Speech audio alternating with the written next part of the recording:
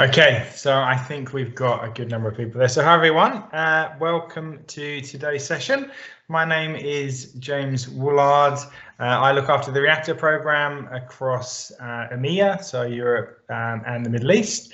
I use the pronouns he and him. I'm excited to have you all join here today. So this is, I think, the 6th session in this series we have all around soft skills. So we do a lot of stuff at the Reactors, which is obviously designed to upskill you all from a technical perspective. And this series is very much focusing on some of those softer skills that are equally important, I think, from a kind of career progression perspective. And I'm really excited to be introducing Monica Matthias today. She's going to be taking the session, leading it through. We're talking about collaboration and teamwork for business success.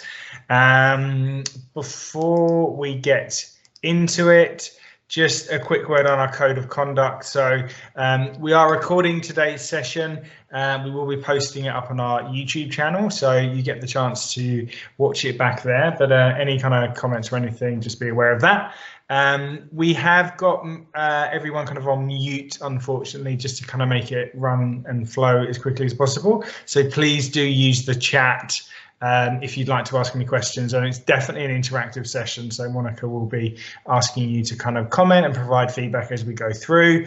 Our code of conduct essentially just encourages everyone to be welcoming, respectful and conscious of other people as we go through that. This is covering a pretty big region, I guess, geographically, and there'll be lots of different views and opinions and backgrounds, and at Microsoft we try to respect all of those, so I just encourage you to remember that as we move through. I think that's all from my perspective, so I will hand over to Monica to lead the session. Thanks, Monica. Thanks so much, James, and welcome everyone. If you just give me a moment, I'm going to share my screen.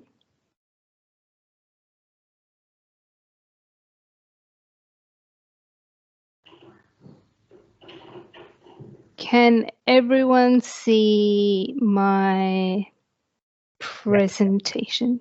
I can see it, yeah. Okay, wonderful. Well, welcome everyone. Today we're going to be talking about collaboration and teamwork for business success. And as with previous sessions that have been run, this is very much a session for you. So please use the chat functionality to ask questions. I'll be asking you lots of questions throughout today's session as well to get your experiences and your insights on how you have experience teamwork and collaboration in your work and in the roles that you currently have. And we'll be talking about what it means to actually work within an environment where teamwork and collaboration is one of those core essential elements. We'll look at how our differences actually bring us together and make us a stronger and more synergistic team. We'll look at those different stages that teams go through and the fact that we don't always have to be a happy, unified team on day one. That takes work and that takes everyone's contribution.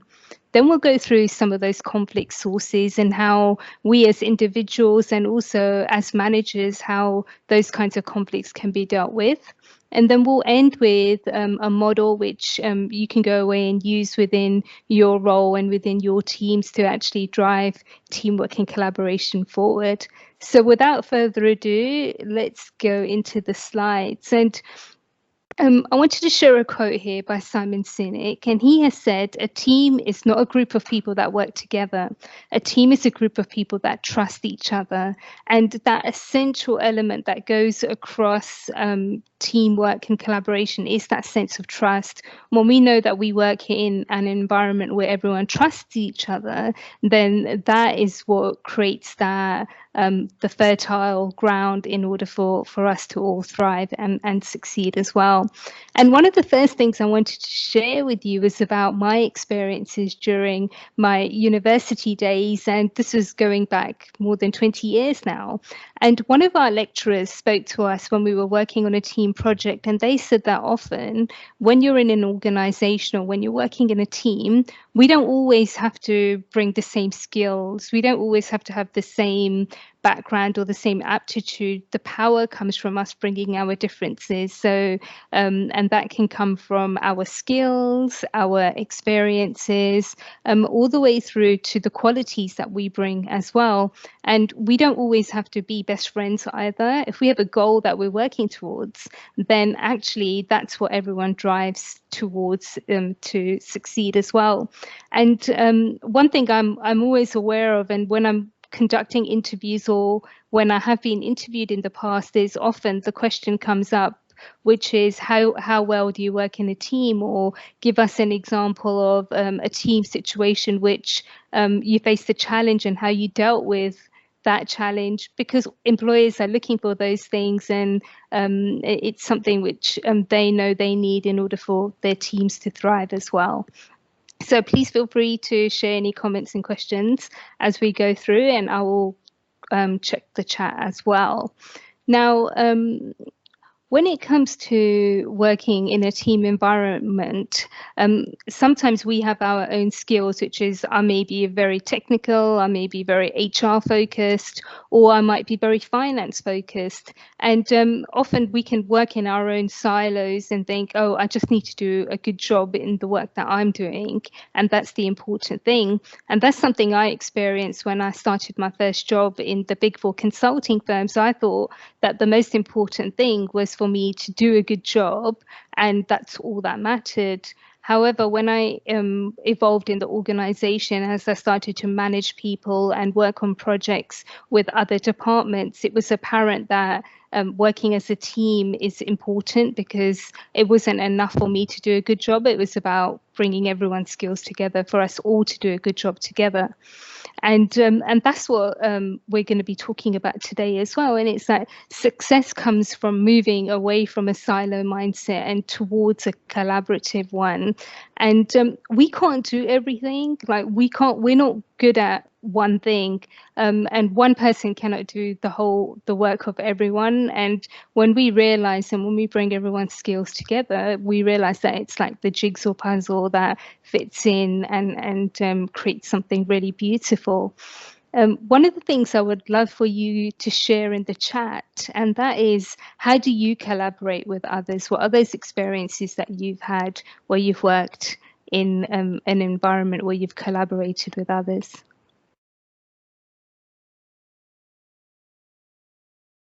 Any experiences you would like to share? Pair programming, I can see from DAF, wonderful. What other ways have you in the past or right now? Brainstorm, spitball, okay, great. So very much about generating ideas and working together to bring everyone's insights. Okay, wonderful. And then the next question, please feel free to continue putting your points in the chat. I'll keep an eye on it. And the other thing is, when have things failed because there was a lack of collaboration? What have your experiences been in that?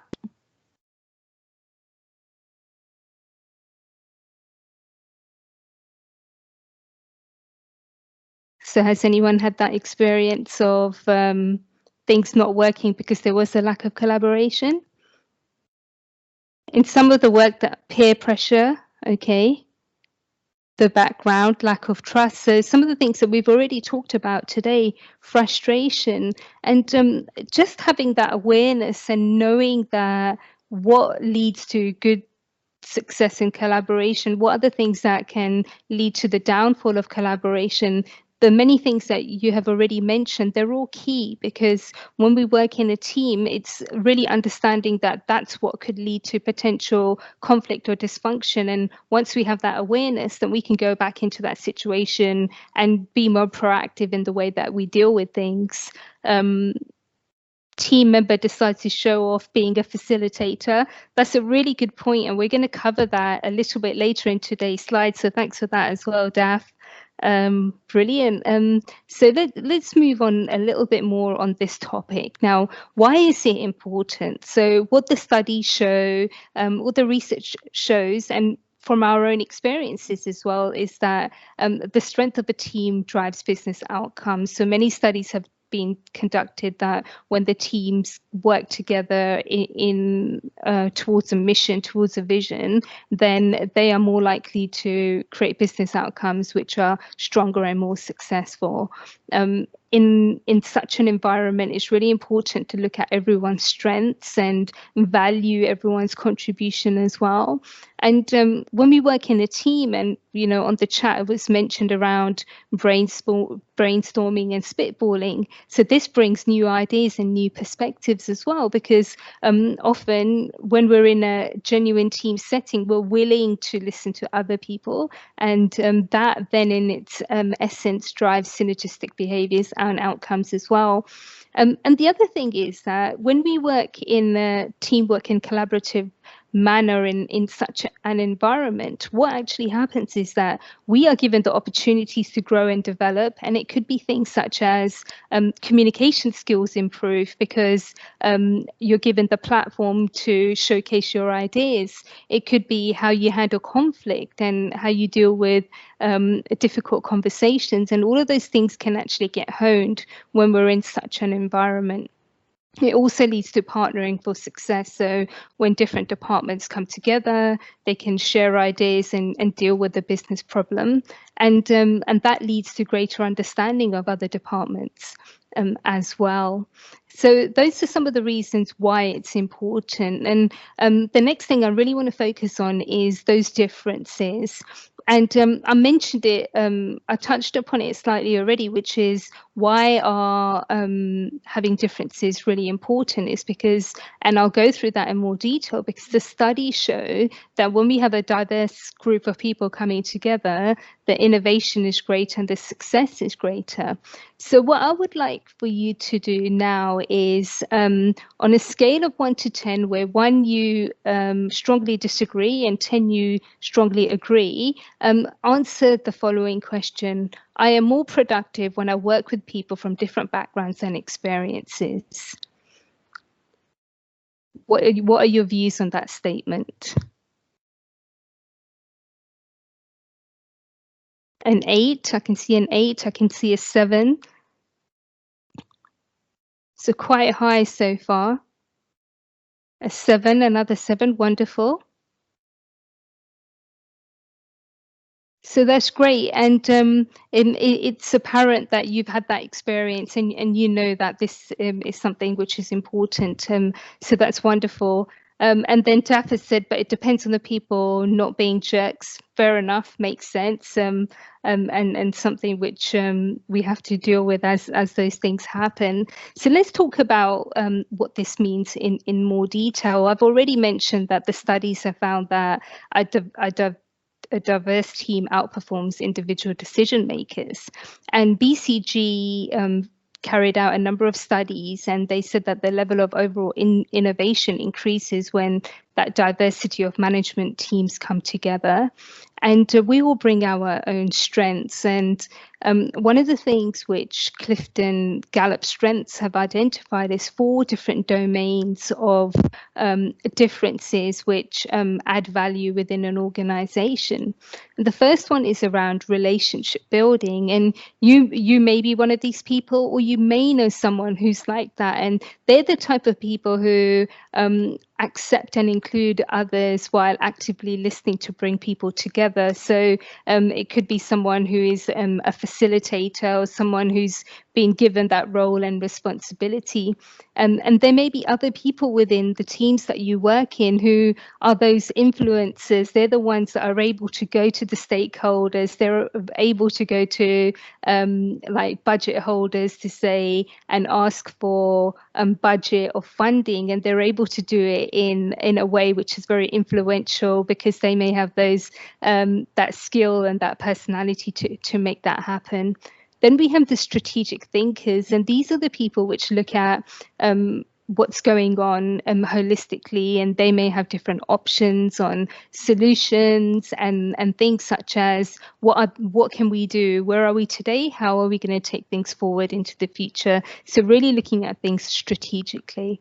And then the final domain that was identified by Gallup was around executing those are the people who have that stamina to get things done. I remember being on big IT projects within banking, and often we would have to stay at work until really late because we were about to go live, and it's having that stamina to get it done, yet knowing that it is for a specific period of time and for a specific project. So it's getting things and done as well in that kind of manner. Now, all the links are available for the content that's being shared on these slides. So if anyone does want to have access and read the articles in more detail, then those can be shared with you as well. So let's imagine we're building a new team, or you're coming together as part of a new team. And there are some things which we could actually go away and implement to enable us to be more successful. And those are things like looking for the right blend of people coming into the team. So we can use the elements that I've just described from the Gallup study, and then we can take that forward in a little bit more of a practical sense. So look at things such as who follows through and gets things done. And you could find this out based on who you've worked with in the past, or through an interview process, or even based on referrals. Who is able to get the buy-in from other members of the organization? So very much that influential skill set. Who has plan A, B, and C to ensure that nothing's missed out. And often when we're working on sprints or we're working on an intense project, sometimes we can become so focused on it, and we do need someone that can kind of step out and ensure that everything is holistically working as well. And one of the other things which is quite beneficial, and this is around who is that person that can spot the talent. What I have found in my experience is that when working in a team, often they may be a really quiet person or someone who speaks out on an ad hoc basis, yet they have a lot to say, they have a lot to share in their experiences, and they have a knowledge about a subject area. And it's up to the facilitator and the managers to really bring that out so that that person gets a platform to share and to express as well. And in summary, when we pick the right combination, the team has a greater chance of success. I'm just going to check the chat to see if we have any comments. Okay, wonderful. And the analogy I would like to use to wrap up this section of today's session, and that's soccer, football. Now, one of the things that is really apparent to me, and that is that many teams, many football teams in the leagues, the Premier League, La Liga, whatever it may be, that often we have footballers who have come from different countries, and they come together to join a team. And that team often doesn't speak the same language, they have different backgrounds, they bring their own style, yet they have a common goal, which is when they go on the football pitch, they want to win, they want to beat the team that they're playing against. And what that shows is that we can bring our differences together and we can achieve that success. And it becomes the role of the managers and the individuals to really ensure that they are focused on that end goal and allow the teams to move forward as well. The next thing I really wanted to talk about, and that is to do with the stages of team working.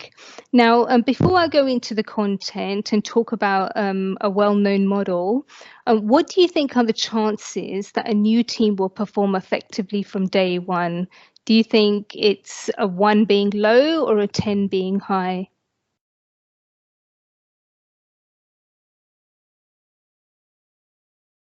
Okay, 6 or 7, 6 or 7. We're getting some 5s, we're getting some 2s. Wonderful. I just wanted to ask, are people struggling to see the slides?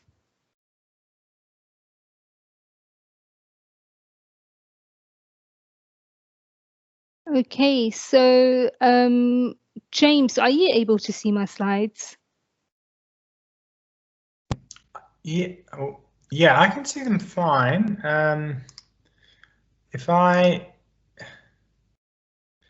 Yeah, I don't know what everyone else experienced. If you click on the slides, if you can see them small, if you just click on them, then it should make the slides go full screen. So if everyone does that, then it should switch between the presenter, if that works. Yeah, wonderful. It looks like that's worked. Okay, thanks for confirming Cool. that, Jaff. Wonderful. Thanks, James. So we had a combination of answers. We had the no, and some people have said yes. And a really great model to illustrate the different stages of team working is the model that's created by Bruce Tuckman. And many of you may have come across that in the past. So we'll delve into that in a little bit of detail shortly. And before that, when has a team you've worked in performed well? What are some of those scenarios that have led to that?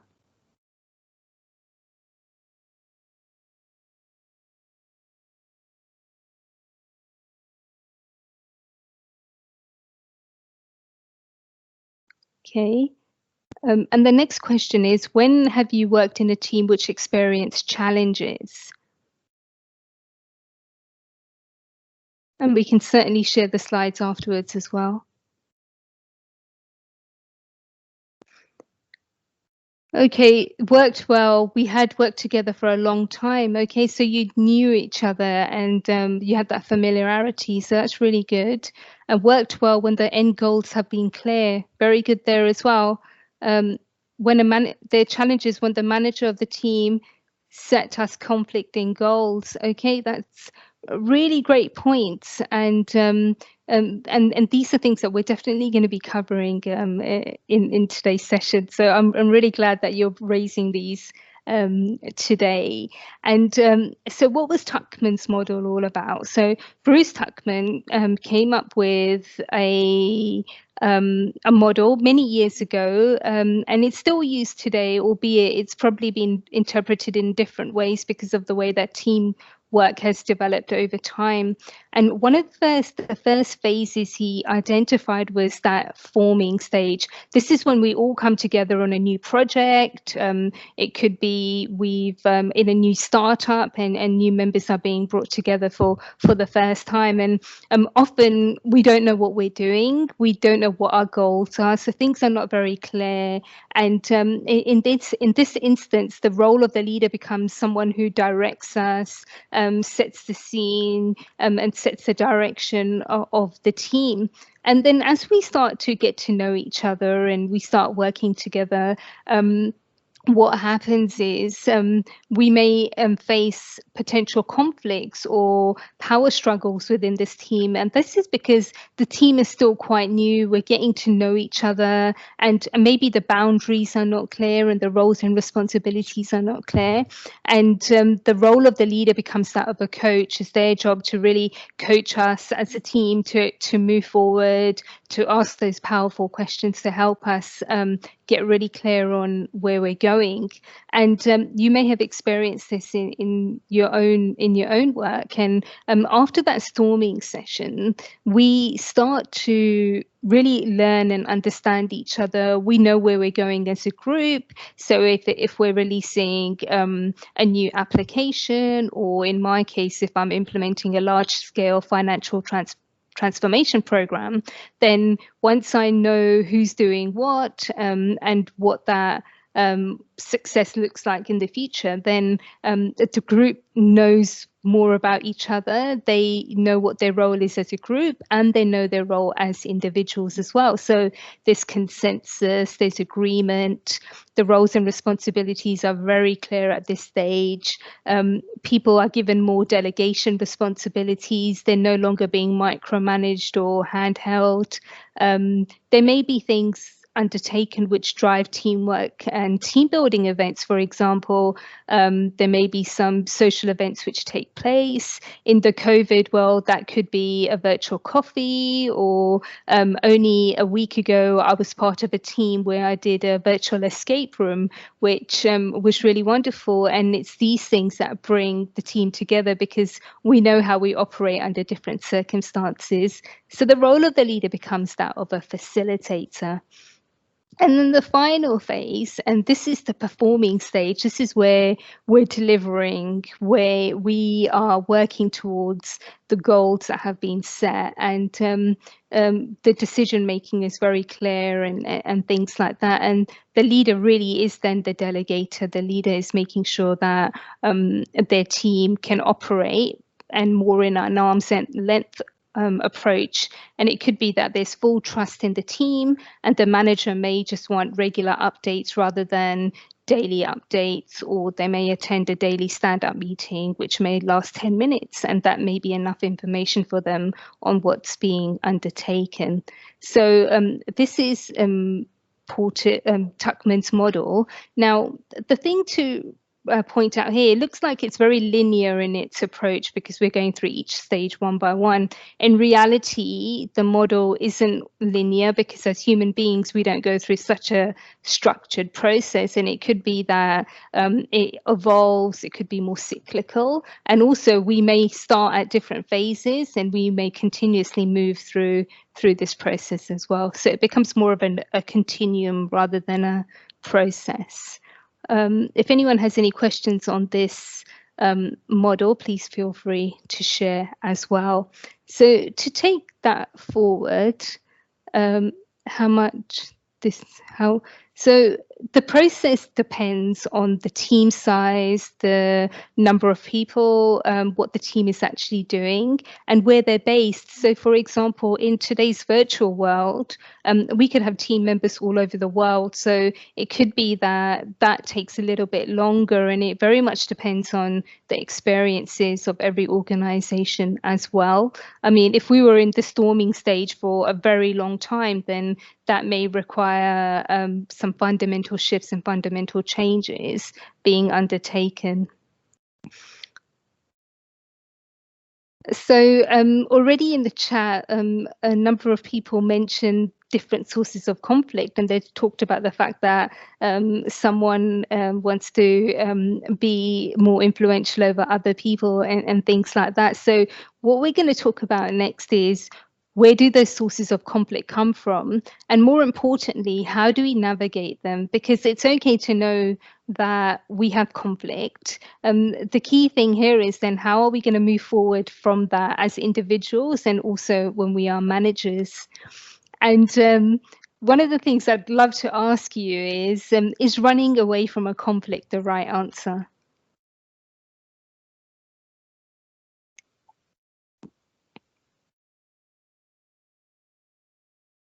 What are your thoughts on that one?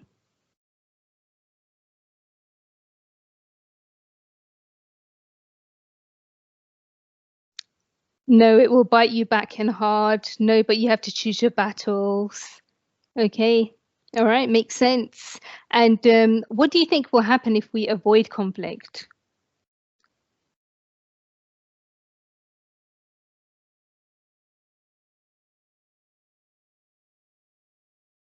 Only if you're getting someone bigger. Okay. And then it will appear again in the future, failure. So really, like, it's apparent that when we avoid conflict, or if we don't deal with it in a constructive manner, then the chances of failure will increase. What are some of the example sources of conflict that you have come across?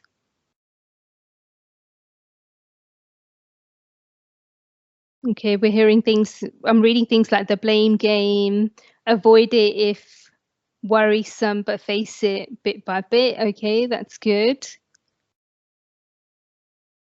So some of the sources of conflict in my experience have been things such as lack of clarity by management. It could be personality clashes, people who think they know but they don't. And you know, these things are really key and really important. Lack of communication.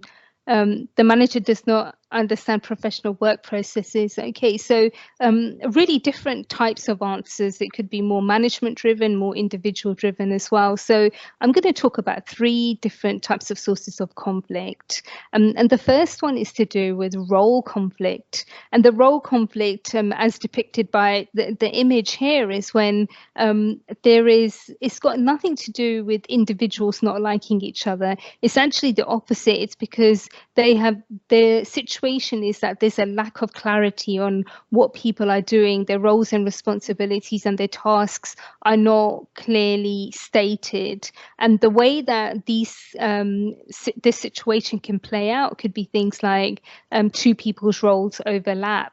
It could be that there are similar roles with 2 different managers. And I've experienced that many times. For example, you could have an IT team and an IT operations team, and yet there may be an overlap of the work and the tasks that are being undertaken.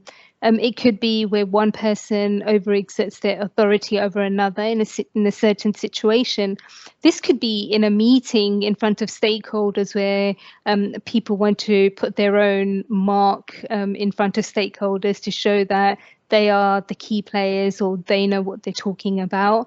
And like I said earlier, the conflict may not happen all the time, as it's not a personal thing. So what are those things that we can do to deal with this situation?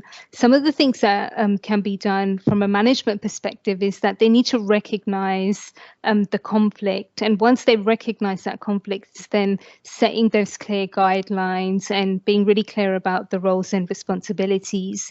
And then looking at other ways to manage the conflict. And it could be taking the individuals out of that scenario, going for a separate meeting, which is more informal, where each party can express where they're coming from, and that there's that level of trust and respect that people can actually express themselves. And that can also support and drive that forward as well. The second type of source of conflict is around interpersonal situations. And this is when 2 individuals actually don't get on, and they may have different personalities, they may come from different schools of thought, or they are just not on the same page. And there's no specific reason that someone can pinpoint. It could be that they just come from a different approach and they want to deal with a situation or a scenario differently. I was recently speaking to a client, and they're working with an individual who's very abrasive in the way that they speak to people and in the way that they deal with situations, and that's led to a sense of conflict within the team. And in this situation, the person they don't get what they're doing and they don't understand the impact that they're having. And so the way that the scenarios can represent themselves is there could be personality clashes, there could be friction when people are working closely together. Again, in a team meeting setting, this could happen. There could be arguments in front of a team environment. And here, some of these things, they don't sound professional, but sometimes these things can actually manifest themselves in such situations, from arguments and passive aggressive in communication as well. So what can we do in these scenarios? As a manager, the role is to become a coach and a mediator, seek resolutions, and however that can be done, and then take actions to make changes to the roles and responsibilities. At this stage, I'm going to go to the chat, and Sharon has mentioned it could be a cultural thing. A great point there. It could be that cultural understanding maybe hasn't happened yet because they haven't gone gone through Tuckmans phases and they haven't had that time to get to know each other. I live in the UAE. We have over 200 nationalities living in this country, and often a team would be made up of at least 5 to 7 to 10 different nationalities, and getting to know people from different backgrounds and understanding how different people work. Once we know that, we can actually learn to understand the different cultural settings and learn to work with that in a forward-looking manner as well. So thanks for raising that one there, Sharon. And the final source of conflict stems from intergroup. And this is very much around where we have different departments, different teams, and they are at odds with each other because at a strategic level, the organization may not have thought about where those overlaps happen. And it could be, for example, the finance team and the financial operations team are clashing, or the finance team sometimes thinks that project work, the finances of a project work should sit under their remit, yet the project teams believe it sits within their remit. So those are examples of intergroup conflicts. And this is where we can step into each other's territories. And in my experiences, the way that this manifests is sometimes you can be having a conversation with someone and they'll make a comment such as, oh, I spoke to this person in this department and I've already explained things to them. And then suddenly they realize that there's a role overlap. So that's how these things can show up. It could be where functions and departments do not understand why something is happening. So why has an organization decided to issue a communication by one department when another department didn't know about it? And these are the kinds of things that can happen, and then silo decision making as well. So what are the things that can be done here? The things that can be done are very much around being open and transparent, and as you guys have mentioned on the chat as well, is that communication, so sharing information, keeping people informed. One of the things that have come out of the last 12 months during the pandemic is that people wanted to have more information. They wanted the leaders to tell them what was happening, because what that does is everyone's getting the same message. So that's really important. Do an impact assessment when reviewing ideas and decisions. And then as a group, identify who needs to be involved in those decision-making elements. And then again, looking at what conflict resolutions are available as well. So those are the three sources and ways that we can actually deal with them. Feel free to share comments and questions that you may have as well. The last part of this section, and this is something that we can all implement whenever we're ready and whenever we're comfortable to do, and this is about dealing with conflicts in a more proactive and positive way. So Forbes wrote an article where they identified a number of different ways in which we can deal with conflicts differently, and the first one, which really resonates with me, and that's use and not but.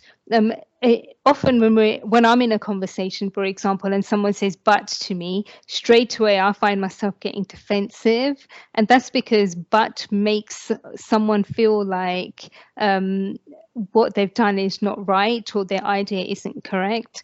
And if we change but with and, we can completely change the dynamic of that conversation. So the example here is, I realize that this is a big change and people will be affected. What options are available? So straight away, if someone wants to say but, they've just rephrased that question to make it more positive. The next suggestion is around hypotheticals. When we look at things in a hypothetical perspective, then we're asking people to imagine the outcome of a scenario. We're moving the brain from a conflict mode to something which is more forward-looking, looking at assessing the outcomes. So here, the type of question that can be asked is, imagine if we went we went to our IT with this solution, how would this impact people and processes? So again, we're understanding that there may be an impact, yet we're getting the person to think about it more so before they come up with their ideas. And that nicely takes us onto the third point, which is around ask about the impact.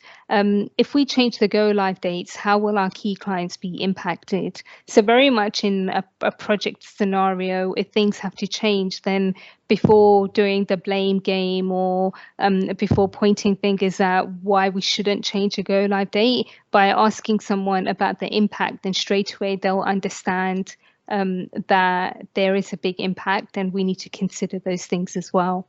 And then the final one is around asking for help. And this is very much a tactic that can be used in conversations, because rather than asking someone to explain themselves, we put ourselves in a situation where we actually ask them, I don't understand, can you provide me with a bit more clarity just for my understanding? And then when we're asked a question like that, then we're happy to go out and share more information, take people on a journey. And the kind of phrase that we can use in this situation is, I think I understand where you are coming from. It will be great if you can explain the approach in greater detail. So that sounds more positive and less confrontational than if someone said, I don't understand what you're talking about. It doesn't make sense to me. So those are some of the things that can be implemented by us as individuals and also within organizations. I'm just going to look at the chat. Second guessing or double checking answers you've already given. Yep, good point there. Intergroup conflict can arise when managers don't communicate in a timely manner. Definitely. And again, this is why communication is so important and so necessary within teams and within organizations in general. So I'll have a look if there are any other comments. So Sharon said, hinting at internal issues in a meeting that is external, bad news and equals bad news and reputation. Someone said wanting to be a leader, issues around ownership and people taking responsibility. So these are all things which can contribute to the conflict side of things. With the clients that I work with through the coaching and through the training and through the various programs that I deliver, often clients ask us, okay, so we know that we have conflict. We know that at times our teams can't move past a certain situation. So what are some of the things that we can do and what can they do as individuals? And so the next thing that I wanted to share with you is around a model which we can all implement, whether holistically or certain parts of it within a team setting, and it's all about willingness and being more open to driving that change within our organizations and within our teams as well, because when we're committed, then collaboration can lead to business success. And I'm going to share the model with you, and it's known as the 5-point collaboration model. And it features in Coaching Skills for Managers, which is a wider program created by Skill Up. And this is one of the elements which I'm going to showcase to you today. And the first one is around support and endorsements. And the point here is that when we work in teams and when we work with other people, it's very much about a relationship where we're supporting each other, and we build rapport with the individuals that are around us, so that we can build allies, we can build supporters, and then they will all collectively help us move forward in the initiatives that we want to run or the work that we want to be part of. And one of the things that's really powerful is when we work on joint projects, is to really build that relationship in a way which we are endorsing the successes of the teams and the individuals. And this could be, for example, when the team has done a really good job, then celebrating that success, whether it's a small success or a large success. It could be sending out a communication where the individuals and the teams are recognized, to having a town hall event where individuals are actually named in front of the wider organization. Those endorsements and that ongoing support really allows the team to feel that they're part of something bigger. Praising and supporting each other is really important as well. And I worked on a project with IT and HR, and in the past that relationship wasn't very good because the HR function felt like the IT team couldn't turn their requirements into a workable solution. Yet when they came together as a team and worked together as a unit, everything changed because there was continuous learning and continuous growth, and that was because there was ongoing support as well. So that's that one. And then the second one is about communication to build relationships and trust. So communication is necessary for a team to work effectively.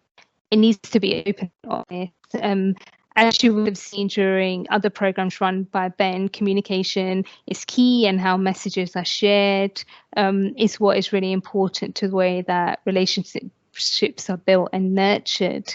And here it's about being open. And some of you have mentioned on the chat already that, when there isn't communication, that can lead to conflict. So being open in the way that we communicate, how we share ideas when we are in a setting where we're coming up with ideas, we're doing idea generating sessions or design think, then really listening to everyone's ideas in a non-judgmental way. And that's something which is really important. Then if we judge people's ideas, then we run the risk of them becoming defensive or stepping out of the situation and not contributing. And so just by listening, that becomes really important. And sharing feedback in a way which is positive and proactive becomes really important. Express where you want to go and how they can support you. When we share with people what we want and how they can help us, then people are willing to do that as well. It builds connections and networks, because not only is that relationship during that project or that team we're working in, it can become a lasting relationship. I'm still friends with people 15 years later because we worked on a really intense project in the middle of nowhere 15 years ago, and it was that bond and that time we spent together that created that lasting relationship. Listen with honesty and empathy. That is very core as well.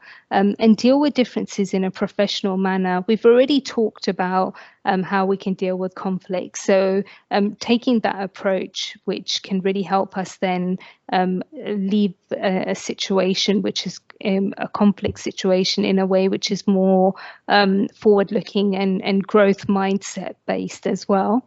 In the world we live in today, technology is very essential, and until we do move into an environment where we are more of a face-to-face or balanced world, really use technology as much as you can. And one of the things to really be aware of here, and that is your verbal and non-verbal communication, that of yourself and that of others as well, and really being aware of that. Sometimes we can sense when someone is frustrated just because of the way that they're depicting their body language, and those things can really help us to deal with conflicts in an earlier way rather than leaving it a bit later.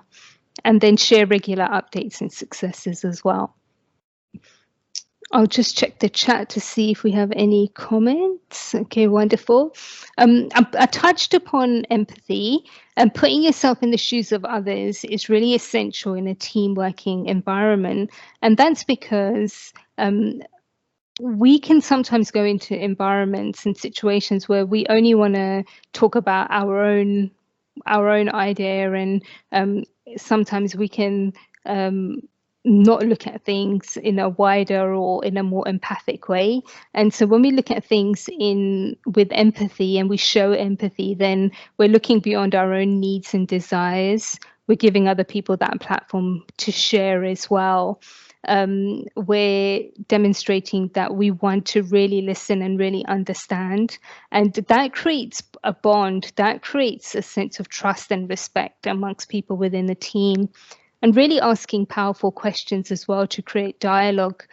As a coach, that's one of the things that are really important in the job that I do, which is to ensure that I'm asking the right questions to create a shift, to ensure that my clients are getting what they are looking for in the sessions that I run with them as well. And then putting things into our own perspectives becomes really key. So, for example, if someone's idea is very much one directional, then by looking at it in our own perspective, then we can come back and share something slightly different with them as well. And then empathy is about when we can help and when we're able to help, then really being ready to provide that as well. Using collaboration as a means to learn and grow. When we work in a team setting and when we are part of a group where we're able to communicate, where we're able to share, and we're really able to learn, that grows our skill set. We get exposed to different areas and things like that. And when we get exposed to different parts of the business, then straight away we're growing our network, we're growing our skill set and our knowledge about the company that we're working within as well. We can also learn about the challenges, priorities, and ways of working with other people. And this doesn't only have to be internal within an organization. It could be when suppliers and customers come together or different consulting firms come together to work on a large-scale project or program. You can start learning about different cultures and how people operate and do things differently as well. And then offer suggestions and advice to support others. That becomes a way of giving feedback in a way which is proactive and positive. That can be really beneficial. And feedback has now moved more towards feed forward. So looking at things slightly differently with that as well. And take what you see as the strengths of other departments and apply them within your own area.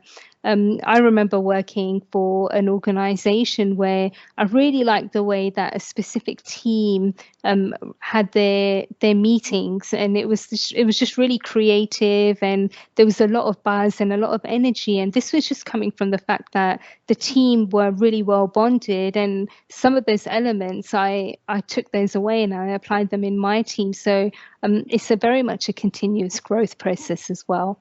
I've just seen a question. What do you do if a team member doesn't read your emails? So this is something which can be dealt with in a number of ways. And my question back to you would be, what have you tried? And it could be things like picking up the phone or asking them to have a Teams call and talking to them more face to face, because there could be many reasons why they're not answering their emails. So the final area of the 5-point collaboration model is around create, agree common goals and create synergy across the team so that everyone benefits, and the benefit is for the wider organizations. When all parties are working towards the same direction, then there is clarity and focus on where we need to get to. I'm going to give you an example about a sales team that we are currently working with. And in the sales team, at the start of their engagement, they were working in a silo way. They were competing against each other, and they believed that as long as they reached their sales targets or surpassed the sales targets, then that meant that they were successful.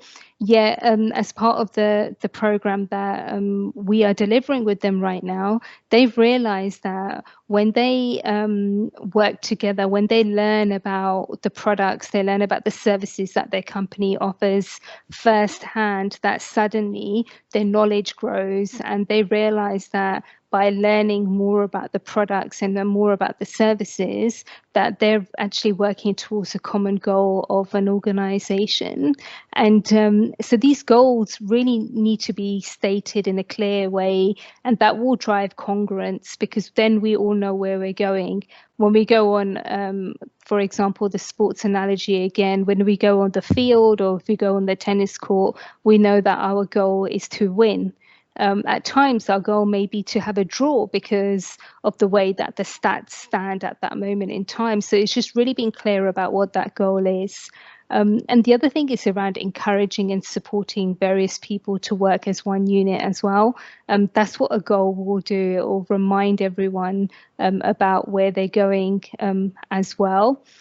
Deal with differences effectively. Again, that becomes important. And then just really clear about what success looks like. And as we go through that team environment and that team setting, really look at those achievements as well and celebrate them in a way which everyone feels valued, and contributions are really looked upon in a way which people are given that limelight and the spotlight because of the work that they've done.